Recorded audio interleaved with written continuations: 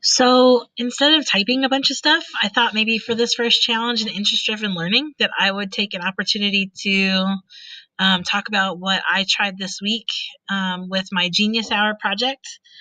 Um, I had noticed walking in the hallways that there's lots of cell phone action with our kids, and especially a lot of selfie action.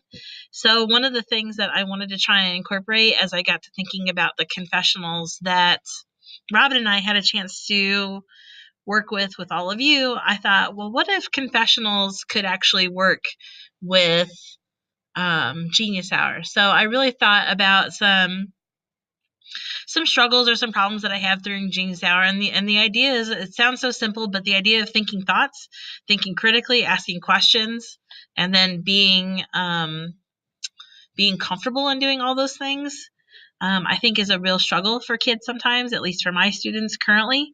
So I wanted to take the concept of selfies and the idea of using their phones, and then I also wanted to blend that idea with being able to think critically about their Genius Hour project.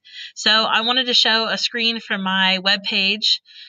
Just as if I asked the staff to do confessionals, I've set up a way for students to do confessionals as well. So that allows them some privacy to really think about their project, but it also allows them an opportunity to communicate some critical thinking that doesn't necessarily tie to writing. It's so easy for me, being a writing teacher, to just say, well, write about it, or write a response, or write a paper. And so in their case, I know that writing can be overwhelming because I ask so much of that. And then more importantly too, I feel like I have to assess it. So, and if you've ever graded any type of writing, you'll know that writing is a different beast when it comes to assessing it.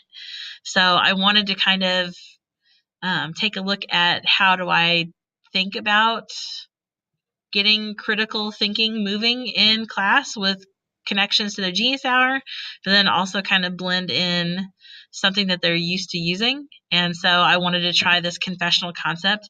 And I've had a lot of really positive experience with kids coming back to me and saying, I feel good about what I constructed, and everything has been placed. As you could take a look at my directions, I just put everything in a shared folder that kids create, and they share that folder with me. And what's really great about most phones, or even on the Chromebooks, is that most recordings talk to their Google Drive, and then from their drive they can just put it in their folder.